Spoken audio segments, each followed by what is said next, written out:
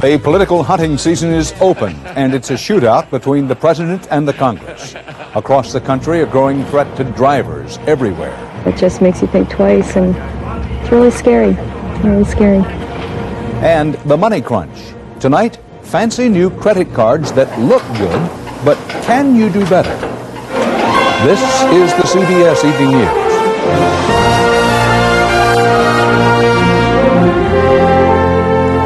Good evening, Dan Rather reporting. From now until the election, it's going to be one showdown after another between President Bush and Congress. As Bob Schieffer reports, the clashes have already started about business, jobs, the economy, and more.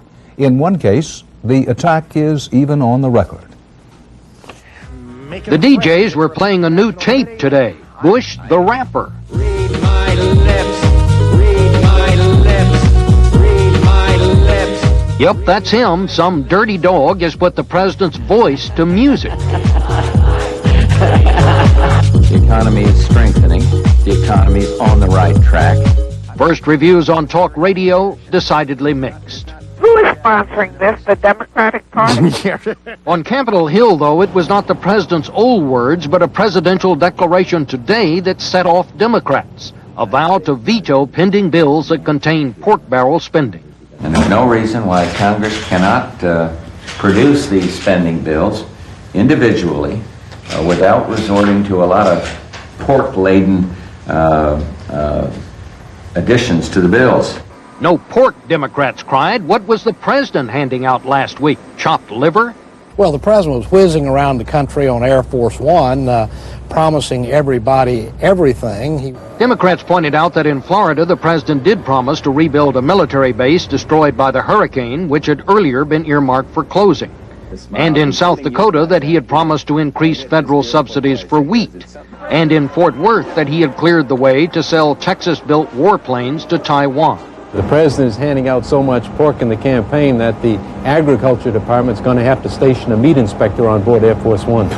Of course, Democrats aren't exempt from playing politics either. After all the president's talk on family values, they're sending him a family leave bill tomorrow. They know he'll have to veto. Well, I find it ironic, after all that was made of family values by the president and his friends, that he's going to veto the family leave bill.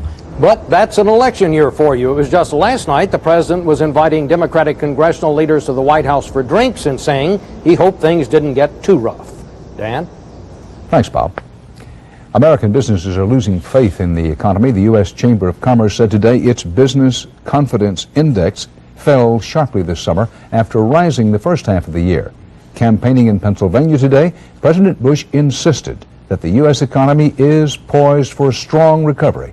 But he admitted it is not there yet. But let me say this on the economy. It is lousy. We know that. We've been trying to stimulate it, and we're in a global recession. It's not just the United States. Take a look at Canada. Take a look at England and France and Germany. And it has been too long. Democrat Governor Bill Clinton campaigned in Georgia today, pushing a plan to give welfare recipients job training, then put them to work. Clinton said his welfare overhaul package would cost taxpayers in the beginning about $6 billion a year, the money to come in part from cuts in defense spending. The wives of the presidential candidates have been put to work in the election campaign. In this year of the woman in politics, has that had any impact on their roles?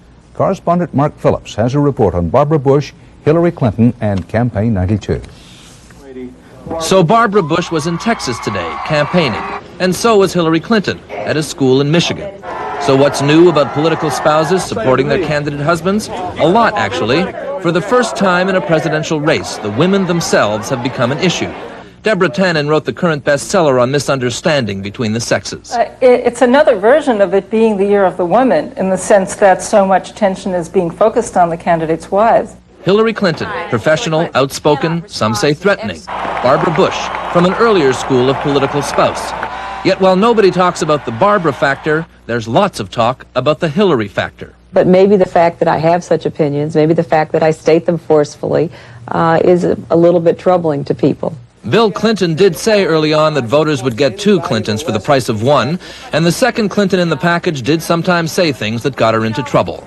I suppose I could have stayed home and baked cookies and had teas, but what I decided to do was to fulfill my profession, which I entered before my husband was in public life. Well, speak for yourself, Hillary. But this is really about a lot more than one woman's views or one woman's career. It's about politics lagging behind real life. It's taking advantage of some very real confusion and pain that women feel in a time when their roles are in transition. The reality is that most women are working and do have to work, and yet we seem so threatened to see a woman who's doing it. So threatened that Hillary Clinton's role, comments, and even her look have been moderated lately. There she was this week, in the far more traditional posture, holding her husband's umbrella. Something Barbara Bush might be expected to do.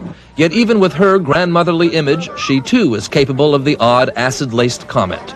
This isn't the first time that Barbara Bush has been turned on a fourth white woman. If you remember back in 1984 when she called Ferraro the word that rhymes with rich. To be fair, it's not as if presidential spouses haven't been talked about before, and they've always set style. Let's say a little bit longer, a little more layered around the face, thin little bangs, and I'll say a little bit like Hillary Clinton. I'll go, yeah, I think so. But this spouses issue is less about style than substance. The wives represent as much of a generational and philosophical choice as the husbands, which may be why this time they're being watched so closely. Mark Phillips, CBS News, Washington. Crime has been an issue in Campaign 92. The problem is simply not going away, and in some cases it is getting worse.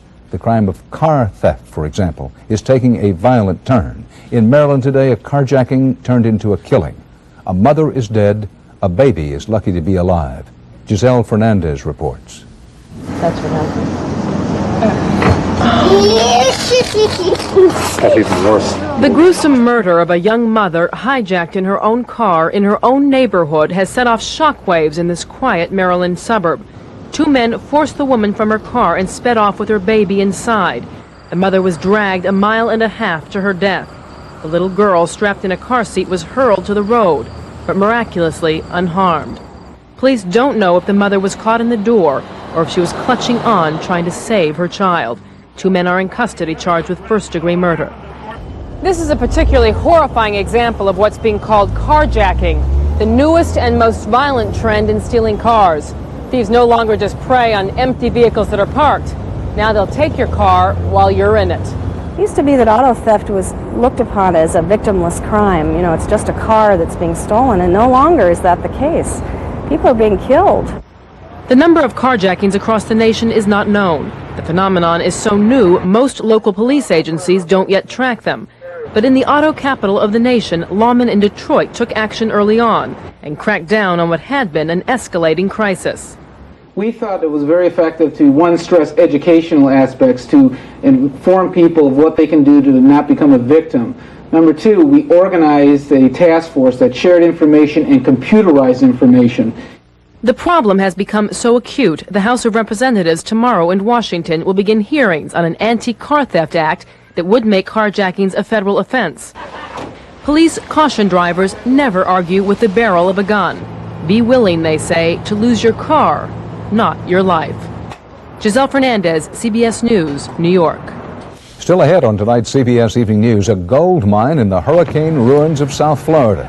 And Eye on America. Tonight, disabled Americans fight to keep their children.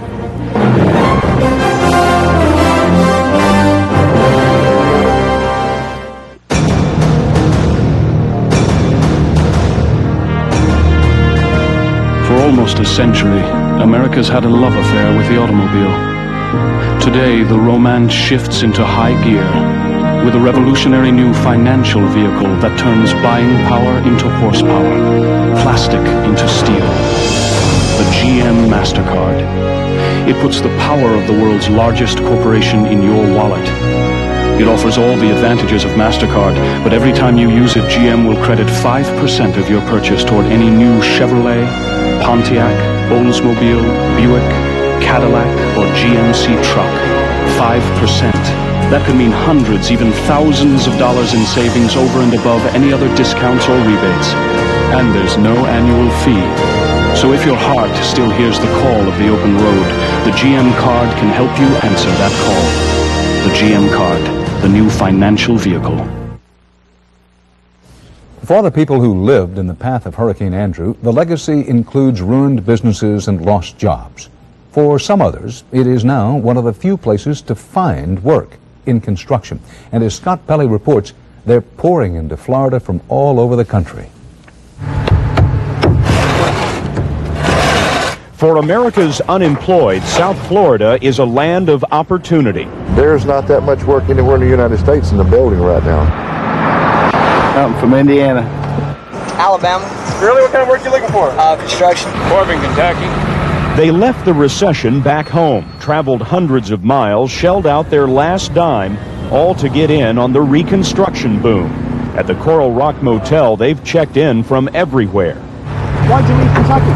Because the hours were slow and there's plenty of work here to keep me busy for as long as I need to be busy. You leave your family back home? Yeah. Kind of tough to be away from them. Yeah, it is, but if the money's right, it'll be worth it. For many, the money isn't right, not yet. Scott Kelly made $6 today working 1 hour. I'm glad I found this place, man. I didn't have a place to stay. Now I do. The place is a Marine Corps camp set up for victims of the storm. Many broke construction workers would rather live here than fight the job market back home. The wages are a lot lower than what we're going to be making here. I wasn't working sometimes 4 days a week, 3. Work's not good down there. South Florida is grateful for, but a little bit wary of all of this help. As of today, any construction laborer must work for a company that is licensed by the state of Florida. The city of Homestead is banning out-of-state contractors. Unfortunately, a disaster of this magnitude brings out the worst in some people. We can't afford to have out-of-state people whom there's no accountability. Even Good Samaritans are beginning to smell a buck. Former volunteers are now looking for opportunities. But if it's there and we can get it, sure. We put money out to do volunteer work. We might as well put some in our pocket. Today, there is plenty of work. And in the end, the nation's costliest natural disaster may become the greatest job creator of the recession. Scott Pelley, CBS News, Homestead, Florida. Coming up next on the CBS Evening News, our Money Crunch report. Beware when big companies try their credit cards.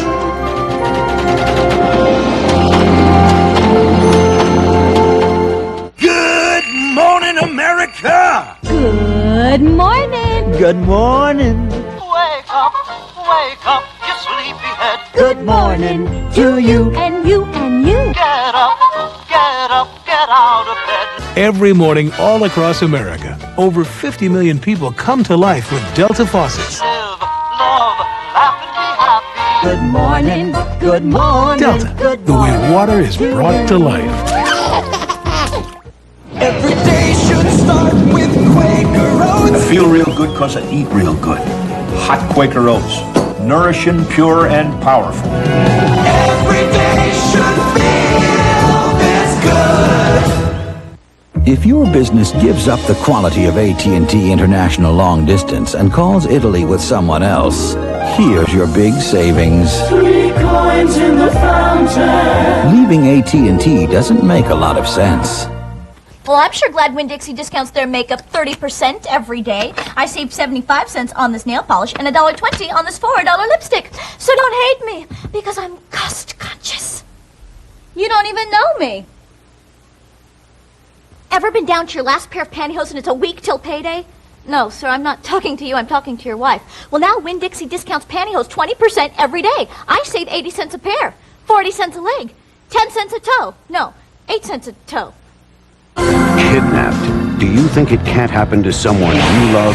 Don't miss the season premiere of 48 Hours at a special time next Wednesday.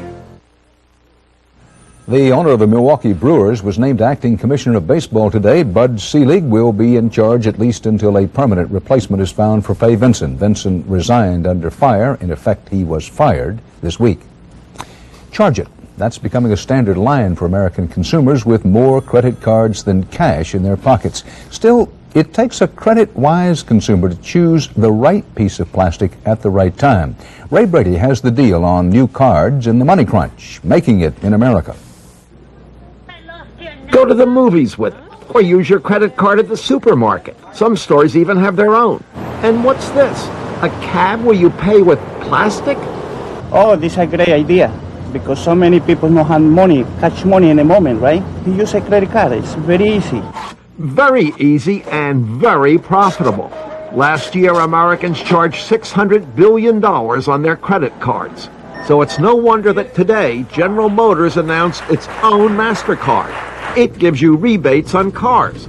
Just the latest in a parade of plastic coming from giants like AT&T, the Sears Discover card, and GE. But before you rush out and sign up for one of these cards, ask yourself one question. Are these companies trying to save me money, or is all this just another gimmick? They're all different. GE, for example, says its rewards card will reward you handsomely. Rebates and discounts at certain stores. The rewards card has all the fundamental features, the benefits of a MasterCard that you're used to. Yes, but the average interest rate on cards now, 17.7%.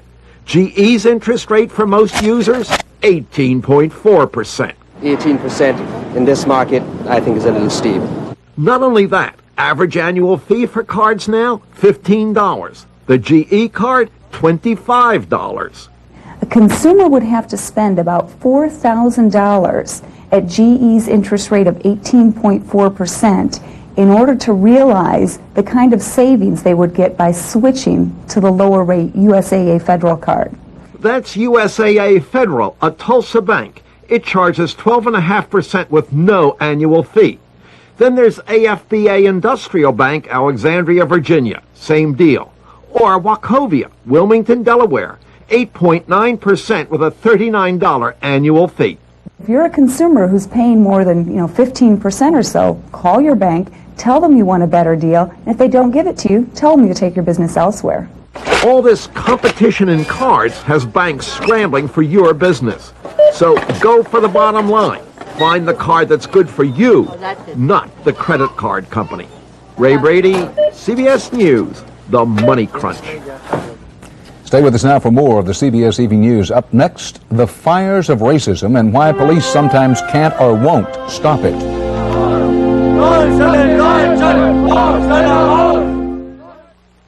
To get rid of her gray, my wife can spend 40 minutes.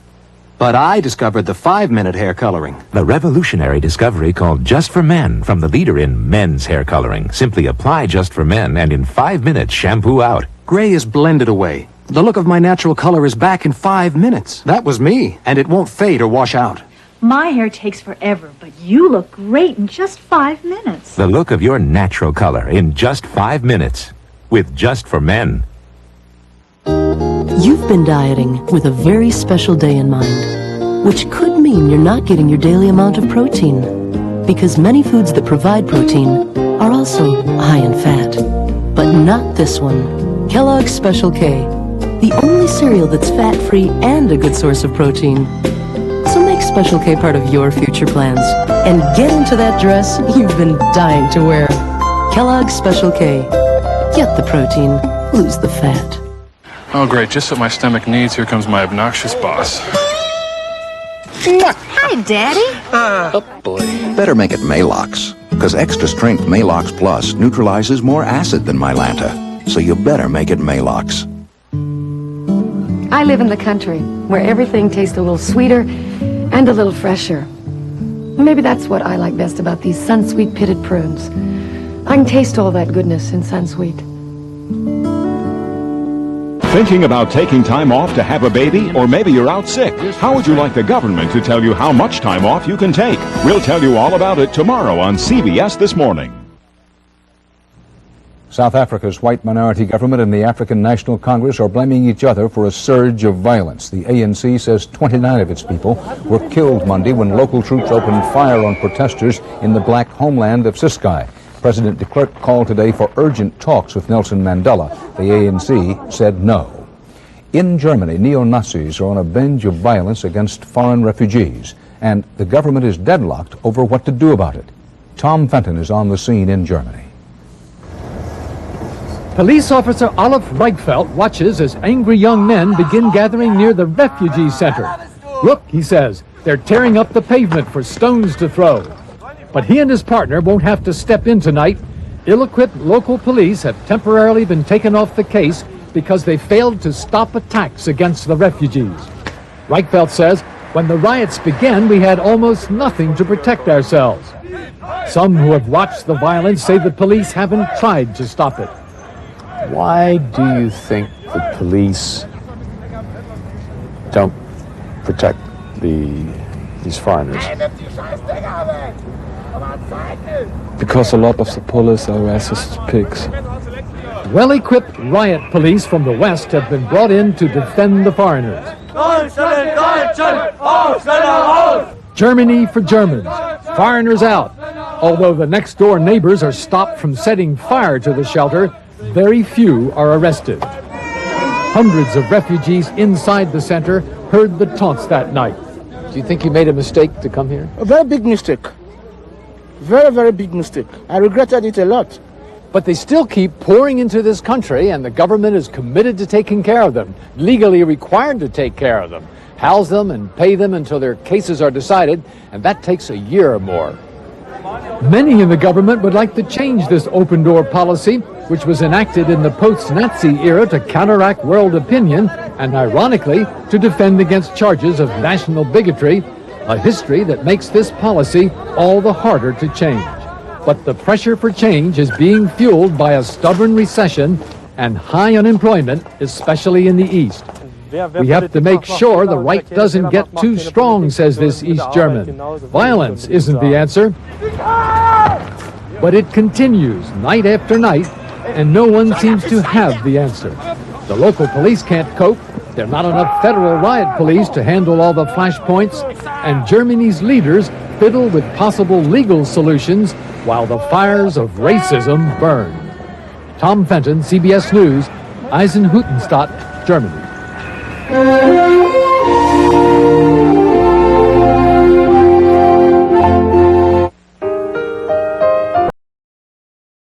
This is a day I will never forget.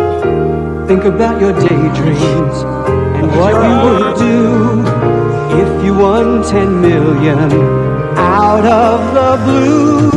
Oh my God! Miracles can happen for you.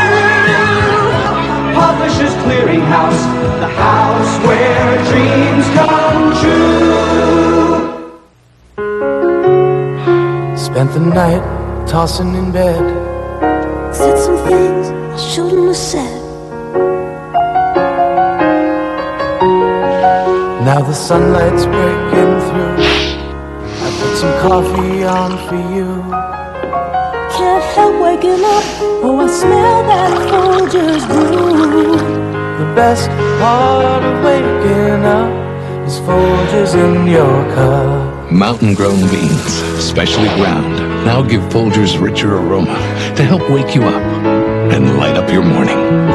The best part of waking up is Folgers in your cup. Grandma's got a date. What's a date? Closeness. You might hesitate if you wore a diaper. So Johnson & Johnson created Serenity Guards. Bladder control protection so advanced, it holds as much as something 5 times its size and stays dry, locking liquid in. And now there's Serenity Super Plus with even more super absorbance. So if you've been looking for extra protection, give yourself hugs for discovering Serenity Super Plus.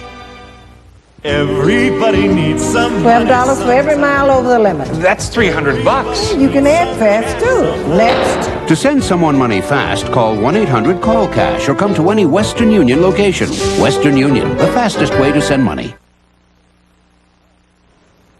Americans with disabilities are now protected by law against discrimination in jobs, transportation, and public places. But that's not all of life. Disabled Americans are still fighting for equality and fulfillment in their personal lives. John Blackstone has one family's story in tonight's Eye on America. At Disneyland, David Jacobson is just one more excited 5-year-old on a family vacation. Among all the other all-American families here, David will insist that his blends right in. David, it's clear, does not see his parents the way the rest of us see them. His father, David will tell you, is a regular guy, vice president of a bank. His mother, a writer, spends most days at home with him. Denise and Neil Jacobson challenge a lot of assumptions about what it takes to be a good parent. Though cerebral palsy robs them of control of their muscles and makes their speech slow and difficult, it cannot mask their love for their son. So how is it having him around? David is the best little boy in the whole world. As barriers come down and more of the world opens up to the disabled, a growing number of people with severe disabilities are making the natural next move into uncharted territory. Look how high we are. They are starting families in a society that isn't quite ready. Since parenting is already difficult, we perceive that how could someone who is less able than I in a physical sense be able to do parenting? It's not possible. Especially if you're disabled and poor. In Lansing, a couple with cerebral palsy has been fighting to keep child welfare from taking their healthy newborn. They can't afford help. The government says it won't provide any. It's a battle familiar to Tiffany Callow Brazil. Here you go. Under pressure, she gave up 2 sons for adoption.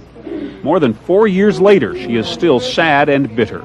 Nobody would help us. Nobody gave us any services or anywhere to turn, for that matter. They just said, you can't do it, so we're going to take them. More and more of America is being made accessible to the disabled. Still, there are places the disabled are not expected to go. While much is being done to accommodate people in wheelchairs, little is being done to accommodate parents in wheelchairs. This is also just a first prototype. Yeah. A few simple things can make all the difference. A playpen at wheelchair height. Back up. Aha! There's a lever out front that lets you rock the baby a little bit. A baby seat that allows a severely disabled parent to change and feed an infant without any other help. None of this is off-the-shelf equipment. Oh, wow, that is neat. Equipment designed for disabled parents is being developed by a California organization called Through the Looking Glass. All right, Ben. We're going to change your diaper? Okay. Helping Jimmy Moraine be the mother she always dreamed she'd be. I see nothing but the most beautiful, positive future for Benjamin. Some people think, what could I give him? I can say what I can give him. The love, the time, the attention. Where's your mama? To show Jimmy and others what is possible, Through the Looking Glass has been videotaping the challenges and triumphs of disabled parents. They've followed the Jacobsons as David has grown. Just showing these images has stopped a movement towards removal of a baby. Sometimes just seeing people functioning is enough to let them give someone a chance. And as more people take the chance the Jacobsons took, the world may start to see David's family as he sees it, not burdened by disability, but blessed with the ability to love. In Berkeley, this is John Blackstone for Eye on America. And that's part of our world tonight. Dan Rather for the CBS Evening News. See you tomorrow. Good night.